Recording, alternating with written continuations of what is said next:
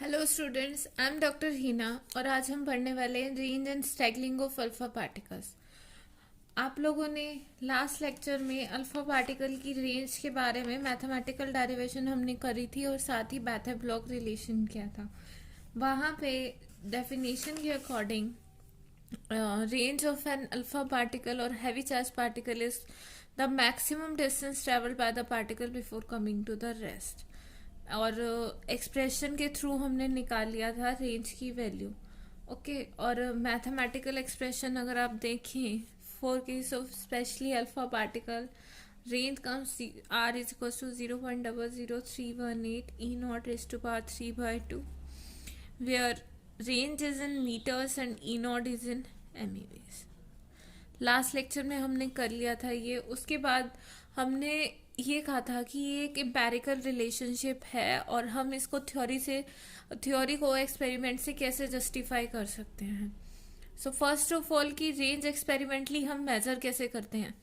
Actually में ये range की मेजरमेंट आप फर्स्ट यूनिट में कर चुके हैं, so I am not going in that deep. Exactly इतने डीप में नहीं जाऊंगी, बट यहाँ और वहाँ में कुछ थोड़ा सा डिफरेंस है क्योंकि अब हम इंटरेक्शन पढ़ रहे हैं तो हम कुछ टर्म्स को थोड़ा सा डिटेल में स्टडी करेंगे। ओके, सो रेंज की जो मेजरमेंट है that was first perform by W H Bragg और उन्होंने जो इंस्ट्रूमेंट यूज किया था दैट इज शोन हियर। आपने जो फर्स्ट यूनिट में किया मिलता जुलता ही है, सेम स्ट्रक्चर है, बस थोड़ी सी पिक्चराइजेशन अलग है। So don't be confuse with that. Okay, यहाँ देखिए आपके पास इस डायग्राम में अगर आपको रेंज मेजर करनी है अल्फा पार्टिकल की, first of all this is alpha particle source. इसको लेड ब्लॉक के अंदर रखा गया है ताकि जो डिफरेंट डायरेक्शन में अल्फा पार्टिकल एमिट हुई है उनको एब्जॉर्ब कर ले। Lead is a very good absorber. जैसे ही यहाँ पे ये फर्दर इस डायरेक्शन में निकलते हैं, दिस इज अ स्लिट है जो फर्दर इनके डिफरेंट डाइवर्जेंस को रोकती है, इनको कॉलिमेट करने का काम करती है। This is your grid G and this is your plate P. Okay, so इस प्लेट पे ये एक मेटल प्लेट होती है जिसपे हम पोटेंशियल अप्लाई करते हैं। इन दोनों के बीच में एक पोटेंशियल डिफरेंस क्रिएट किया जाता है। यहाँ पे इलेक्ट्रोमीटर है, ये हाई टेंशन बैटरी के थ्रू इनके बीच की स्पेसिंग आप इंक्रीज या डिक्रीज कर सकते हैं। ये सारा का सारा प्रोसेस आपका एक इवैक्यूएटेड चैम्बर में होता है जिसे आप डी कहते हैं। ओके, इसकी वर्किंग क्या है ध्यान से देखिए। सबसे पहले एक सोर्स है जो कि अल्फा पार्टिकल्स एमिट कर रहा है, स्लिट उनको चैनलाइज कर रही है, फर्दर डायरेक्शन में दे रही है। जी इज बेसिकली रिटार्डिंग पोटेंशियल यहाँ पे। ओके, और ये है प्लेट पी। सो इन दोनों के बीच का डिस्टेंस हम इंक्रीज या डिक्रीज करते हैं। Basically what we are going to measure, हम मेजर करना क्या चाह रहे हैं कि अल्फा पार्टिकल की रेंज क्या है, maximum distance travelled by the alpha particle before coming to rest. So इनके बीच का डिस्टेंस या इसको हम मूव करके देखते रहते हैं कि ये पहले स्लिट के पास है, यहाँ पे कितने नंबर ऑफ अल्फा पार्टिकल है, फिर यहाँ कितने, यहाँ कितने, यहाँ कितने, यहाँ कितने, इस तरह बेस। और ये जो है डायरेक्ट हमें जो आंसर है नंबर ऑफ अल्फा पार्टिकल की टर्म्स में नहीं देता। हम इंटरेस्टेड हैं उसकी रेंज निकालने में, उसकी इंटरेक्शन निकालने में।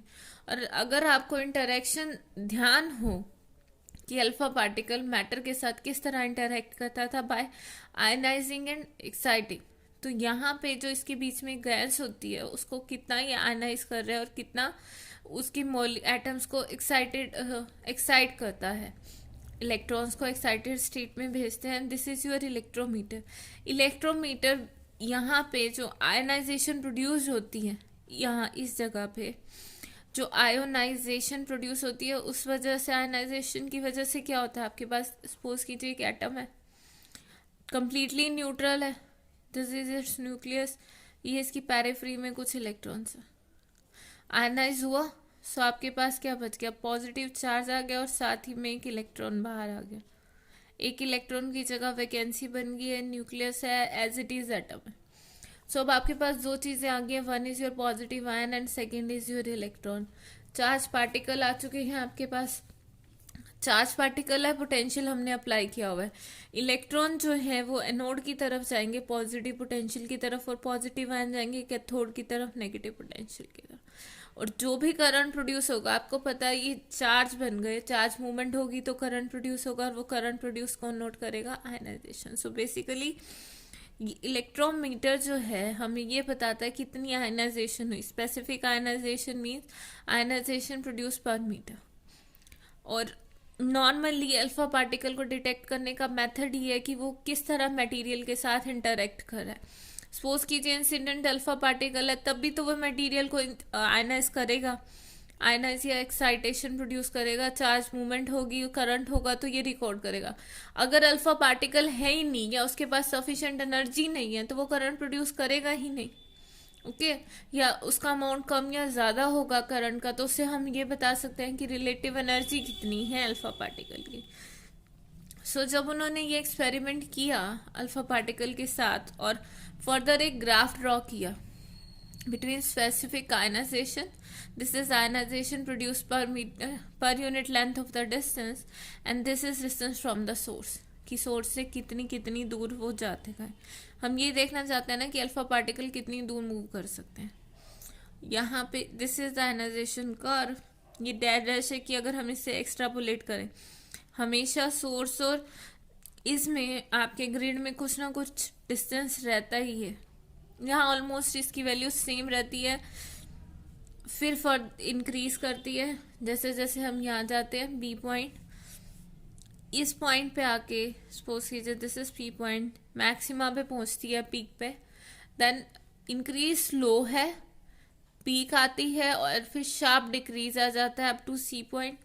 और एक्चुअल में होना क्या चाहिए था कि ये सीधा यहाँ डिक्रीज होता, ये जो मैंने डैश बनाई है आर आई तक, आर आई को बोलते हैं आयनाइजेशन एक्सट्रापोलेटेड रेंज, बट ये सीधा ना कि इसमें एक टेल आ जाती है छोटी सी जिसको हम कहते हैं स्ट्रैगलिंग। ये समझने से पहले ये एक बार ग्राफ समझें कि ये है कैसा। फर्स्ट ऑफ ऑल कि ये जो धीरे धीरे धीरे इंक्रीज हो रहा है, आपको याद होगा हमने कल रिलेशन किया था DE by D X, this is rate of change of energy with distance, कितना लूज हो रही है, माइनस सिंबल उसके साथ था। It is proportional to your Z square over V square. अब क्योंकि अल्फा पार्टिकल की बात कर रहे हैं, अलग अलग को कंपेयर नहीं कर रहे हैं, so this Z is fixed for alpha particles, we are comparing this V square. जैसे जैसे आपकी वेलोसिटी कम होती जाएगी ये इंक्रीज करता जाएगा। अब डिस्टेंस बढ़ने के साथ वेलोसिटी कैसे कम हो रही है? सिंपल सी चीज है, देखो जैसे जैसे डिस्टेंस बढ़ता जा रहा है मीन्स अल्फा पार्टिकल ज्यादा डिस्टेंस ट्रेवल कर रहा है। ज्यादा डिस्टेंस ट्रेवल कर रहा है इसका मतलब ज्यादा नंबर ऑफ पार्टिकल से वो इंटरेक्ट कर रहा है। सपोज कीजिए this is your alpha particle, इसकी मूवमेंट देखते हैं, यहाँ जा रहा है, ये एक मटीरियल मीडियम है, इसके अंदर एटम्स हैं इस तरह। अल्फा पार्टिकल जब यहाँ पहुंचा इतने डिस्टेंस पे तो वो सिर्फ इस लेयर ऑफ पार्टिकल से इंटरेक्ट किया, बट जब वो यहाँ पहुंचा है इतने डिस्टेंस तक वो नंबर ऑफ पार्टिकल की इंटरेक्शन ज़्यादा होगी। इंटरेक्शन ज़्यादा होने से एनर्जी, हर इंटरेक्शन में हर एटम को कुछ ना कुछ एनर्जी अपना पार्ट देता जा रहा है, तो उसकी एनर्जी कम होती जा रही है। एनर्जी कम होने का सिंपल सा मीनिंग है कि वेलोसिटी कम हो रही है। वेलोसिटी कम हो रही है तो ये चीज़ इंक्रीज कर रही है, बट इन्वर्सली है वी स्क्वायर के है, इसीलिए इस तरह का इंक्रीज है। अब ये पीक पे कैसे पहुंचता है और ये फिर डिक्रीज क्यों हो जाता है? क्योंकि वेलोसिटी स्टिल इंक्रीजिंग, बट सिर्फ एक वेलोसिटी ही फैक्टर नहीं होती ना, वहाँ minus log of 1 over V square over C square वो सब चीज़ें भी आते हैं। खैर छोड़िए, पीक पे ये तब पहुंचता है आपका अल्फा पार्टिकल जब उसकी अल्फा पार्टिकल की एनर्जी कंपैरेबल हो जाती है to that of the orbital electron. Atom के अंदर जो टारगेट मीडियम है ये उसका एटम है कंसीडर कीजिए और ये ऑर्बिटल इलेक्ट्रॉन्स है। जब अल्फा पार्टिकल की वेलोसिटी और इनकी वेलोसिटी मैच हो जाती है तो दोनों के बीच में एक तरह से सिंक आ जाता है। ओके उस वजह से क्या होता है कि ये अल्फा पार्टिकल ये इलेक्ट्रॉन कैप्चर कर लेता है और इसका चार्ज रिड्यूस हो जाता है। चार्ज रिड्यूस हो जाता है तो यहाँ से देखो z की वैल्यू कम होने का सीधा मीनिंग है कि एनर्जी लॉस कम हो जाता है, and there is a specific for energy loss कम होगा, इंटरेक्शन कम हो जाएगी तो आयंस प्रोड्यूस ही नहीं होंगे। आयंस प्रोड्यूस ही नहीं होंगे तो आप डिटेक्ट कैसे करोगे? Okay that's why this is decreasing. और जैसे ही वो इलेक्ट्रॉन कैप्चर होता है उसके बाद वो क्या करता है, एनर्जी कम होगी तो उसकी इंटरेक्शन करने की न्यूक्लियस से प्रोबेबिलिटी बढ़ जाती है, एनर्जी धीरे धीरे खत्म हो जाती है और वो यहाँ पहुंच जाता है। ओके, एक्चुअल में होना क्या चाहिए कि बहुत सारे केसेस में ये जो आपका कर्व है, let me plot it again, ऐसे इंक्रीज करके फिर ये इस तरह डिक्रीज हो जाना चाहिए था। ऐसे डिक्रीज ना होके इन actual practice it will go like this. ये एक टेल आ जाती है, मैंने पहले बताया, और इस टेल को हम कहते हैं struggling.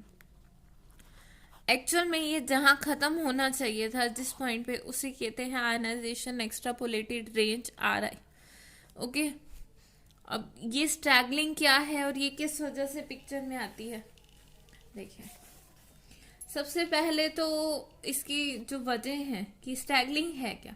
Struggling is basically this variation कि सारे के सारे जो अल्फा पार्टिकल निकल रहे हैं उनकी रेंज सेम नहीं है, there is fluctuation in the range. That means कि अगर अल्फा पार्टिकल जो आपका सोर्स है एक अल्फा पार्टिकल एमिट नहीं कर रहा है, नंबर ऑफ अल्फा पार्टिकल है, सपोज कीजिए मीडियम में ट्रैवल कर रहा है, सो कोई अल्फा पार्टिकल तो यहाँ रुक गया, किसी ने यहाँ तक डिस्टेंस ट्रैवल किया, किसी ने यहाँ तक, किसी ने यहाँ तक, किसी ने यहाँ तक। सो जरूरी नहीं है कि वो सारे के सारे एक ही जगह पे आके रुके जबकि एक ही सोर्स से निकल रहे हैं, and this variation in the ranges is called struggling. अब ये स्ट्रैगलिंग कहाँ से आई, पिक्चर में कैसे आई, क्यों सारे अल्फा पार्टिकल नहीं रुक रहे हैं एक जगह पे। तो देखिए, सबसे पहले तो जितने भी अल्फा पार्टिकल निकलते हैं सोर्स से वो सभी सेम एनर्जी के या फिर कह लो सेम वेलोसिटी के नहीं निकलते। रीजन, आपने अल्फा पार्टिकल एमिशन पढ़ा हुआ है, अल्फा पार्टिकल का फाइन स्ट्रक्चर भी पढ़ा है। तो कुछ अल्फा पार्टिकल जब निकलते हैं, अल्फा एमिशन होता है, न्यूक्लियस एक्साइटेड स्टेट से ग्राउंड स्टेट में आता है। ये this is parent nucleus, this is daughter nucleus. Alpha emission होगा तो पेरेंट डॉटर में चेंज होगा। सो कई बार एमिशन के टाइम डॉटर की ग्राउंड स्टेट में ना आके उसकी एक्साइटेड स्टेट में ट्रांजिशन हो जाती है। अब क्योंकि डॉटर की ग्राउंड स्टेट भी है, एक्साइटेड स्टेट भी है, तो इन जो दोनों निकले उनकी एनर्जी अलग है, एनर्जी अलग है तो वेलोसिटी अलग है, अलग अलग एनर्जी लेके निकले हैं तो वो अलग अलग डिस्टेंस मूव करेंगे। One reason is this that all alpha particles are your all alpha particles are not of same energy. सभी की एनर्जी डिफरेंट है, इसीलिए उनकी रेंज अलग है। सेकेंड थिंग इज सभी के सभी particles same amount of alpha particles same amount of energy lose नहीं करते हैं in their encounters with molecules in their path. इसका क्या मतलब है, ध्यान से देखना। Let me show you on another page. Now see this. Second reason मैंने बोला है कि हर एक alpha particle same amount of energy lose नहीं करता है जितने मॉलिक्यूल उसके पाथ में आते हैं। देखिए रीजन, सपोज कीजिए ये टारगेट मीडियम है जिसमें हमने अल्फा पार्टिकल डाला हुआ, नंबर ऑफ अल्फा पार्टिकल बोम्बार्ड करा रहे हैं, मटेरियल के बीच में स्पेसिंग होती है, सब कुछ होता है। सपोज कीजिए अल्फा पार्टिकल को यहाँ से निकल गया, second is here, okay, third is here. So इन पे अगर सपोज कीजिए एक निकल रहा है यहाँ से, सो यहाँ और यहाँ इनका आपस का डिस्टेंस, अल्फा पार्टिकल इससे इंटरेक्ट कर रहा है, इससे कर रहा है, इससे कर रहा है, इससे कर रहा है, इससे कर रहा है। सो ये वाला जो अल्फा पार्टिकल इससे इंटरेक्ट कर रहा है, इनके आपस का डिस्टेंस कितना, इम्पैक्ट पैरामीटर वेरी कर गया। और ये वाला अल्फा पार्टिकल अगर इससे इंटरेक्ट कर रहा है, इम्पैक्ट पैरामीटर अलग है।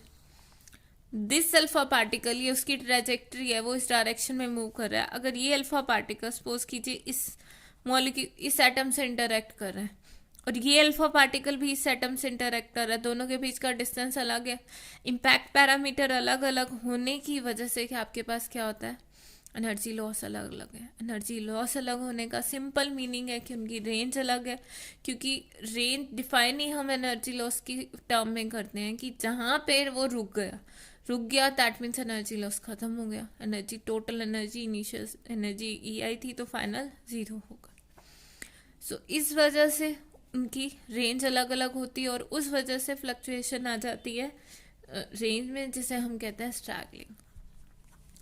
थर्ड टर्म आप कह सकते हैं कि कभी कभी जरूरी नहीं है हर एक अल्फा पार्टिकल बनाए, कोई कोई alpha particle helium plus nuclear बना देता है। अगेन आई एम सेइंग, जब इंटरेक्शन होती है मैक्सिमम प्रोबेबिलिटी आती है, तो कोई कोई अल्फा पार्टिकल क्या करता है कि इलेक्ट्रॉन गेन कर लेता है फ्रॉम द टारगेट एटम और हीलियम प्लस बना देता है। हीलियम प्लस बनाने से जेड चेंज हो गया, जेड चेंज होने से जो रेट ऑफ एनर्जी लॉस है D/dx, ये जेड स्क्वायर के प्रोपोर्शनल है, ये बदल गया। इसके बदलने से क्या होगा, रेंज बदल जाएगी, और रेंज बदलने का मतलब है कि फ्लक्चुएशन आ गई, that means there is straggling. Okay, और ऑल्सो कि ये जो स्ट्रैगलिंग है या अल्फा एमिशन है, इनका नेचर स्टैटिस्टिकल नेचर, ये सारी प्रोसेस स्टैटिस्टिकल नेचर की होती हैं, इसीलिए भी इसमें वेरिएशन आती है।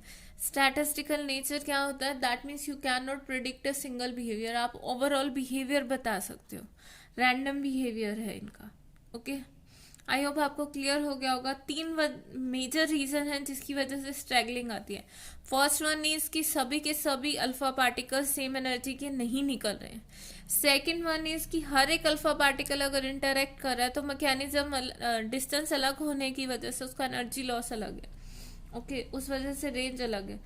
कुछ कुछ alpha particle helium positive ion बना लेते हैं थर्ड रीजन में, जिसकी वजह से वेरिएशन आ जाती है एनर्जी लॉस में और रेंज चेंज हो जाती है, और फ्लक्चुएशन आना जिसे हम कहते हैं देयर इज स्ट्रैगलिंग।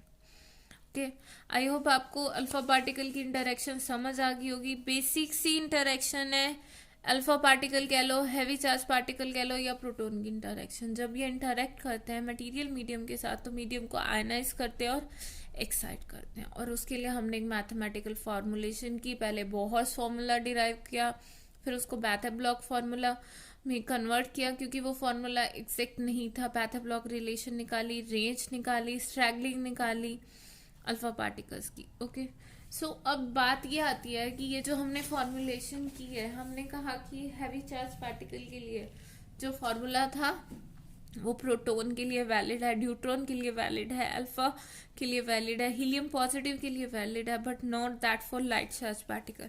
और लाइट चार्ज पार्टिकल की कैटेगरी में आपके पास कौन आते हैं, कौन आते हैं लाइट चार्ज पार्टिकल्स की कैटेगरी में? आपके पास इलेक्ट्रॉन्स एंड पॉजिट्रॉन्स। इलेक्ट्रॉन्स और पॉजिट्रॉन्स, अब इनके लिए ये वैलिड क्यों नहीं है? फर्स्ट ऑफ ऑल मैं एक बार फिर से लिखती हूँ बैथ-ब्लॉक इक्वेशन, जो फाइनल एनर्जी लॉस इक्वेशन है for heavy charge particle, it is Z² e⁴n divided by 4πε0² MeV² log base E2 over h nu minus log base E1 minus V² over C² minus V² over C². This is your final Bethe-Block equation. Bethe-Block relationship for energy loss. This is your final relationship, जिसकी आप बात कर सकते हैं energy loss के लिए। ये relationship है। अब ये वैलिड क्यों नहीं है, क्यों हमने अलग रिलेशनशिप निकालना पड़ा इलेक्ट्रॉन पॉजिट्रॉन्स के लिए, लाइट चार्ज पार्टिकल के लिए? The reason mean first of all कि इन ये जो अल्फा पार्टिकल या हैवी पार्टिकल्स होते हैं, they are a mono energetic. I know अभी हमने कहा था कि वो सेम एनर्जी के नहीं निकलते, but the variation is very small. Still अगर उसमें स्ट्रक्चर है तो 1, 2, 3 या मैक्सिमम 4 एनर्जी होगी जो डिस्क्रीट होती है। बट हमने बीटा एमिशन पहले पढ़ चुके हैं, बीटा में कॉन्टिन्यूस रेंज ऑफ एनर्जी निकलती है। ओके, सो एक तो ये वजह है कि उसमें कॉन्टिन्यूम फॉर्म में निकल रही एनर्जी, इसमें डिस्क्रीट है, तो आप दोनों को एक ही थ्योरी से जस्ट एक्सप्लेन नहीं कर सकते हैं दोनों का इंटरेक्शन।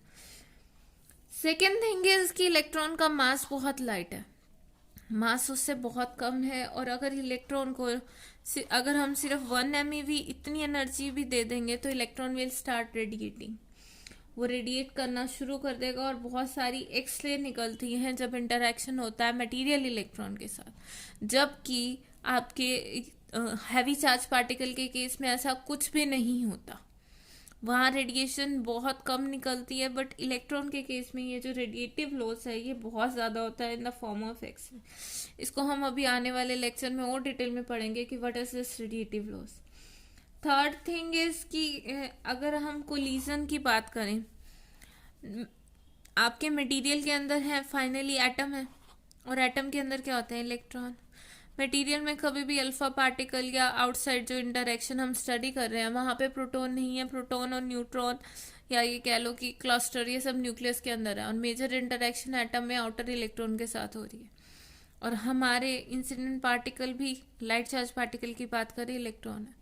सो जब ये कोलिजन होता है तो यहाँ पे एक्सचेंज भी हो सकता है, मतलब there is a finite probability कि ये वाला इलेक्ट्रॉन यहाँ रह जाए और इसका इलेक्ट्रॉन बाहर चला जाए, दोनों एक्सचेंज हो जाए।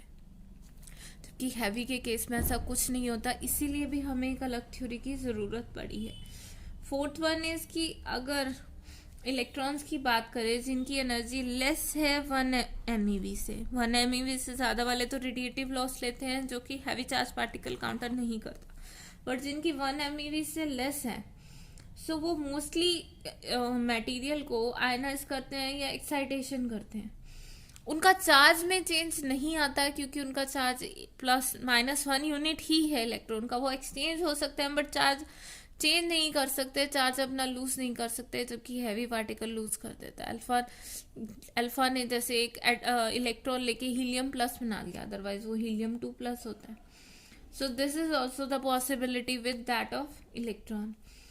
उन पे चार्ज चेंज नहीं करता है, उनकी एनर्जी जो है, अगर आप बात करें electron lose energy by ionisation even at very low energies, और जबकि पॉजिटिव चार्ज पार्टिकल्स उनका लो एनर्जी पे जाते ही चार्ज इलेक्ट्रॉन लेके चार्ज चेंज करने की कोशिश करता है। आपको भी याद होगा ये जब मैंने कर बताया था, लो एनर्जी पे it will try to capture electron and making its charge less. यहाँ पे वो एक इलेक्ट्रॉन कैप्चर करने की कोशिश करता है, जबकि इलेक्ट्रॉन के साथ ऐसा नहीं होता, वो लो एनर्जी पे भी उतनी ही आयनाइजेशन प्रोड्यूस करते हैं।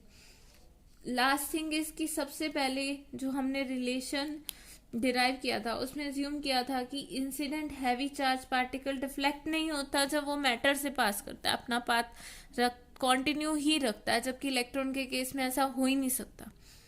आई नो हैवी के केस में हो सकता है क्योंकि जब वो इलेक्ट्रॉन से टकराता है तो उसके मोमेंटम में इतना ज़्यादा असर नहीं आता, थोड़ी थोड़ी एनर्जी लूज करता जाता है, बट अगर एक पर्टिकुलर इंटरेक्शन की बात करें तो ज़्यादा चेंज उसमें नहीं आएगा।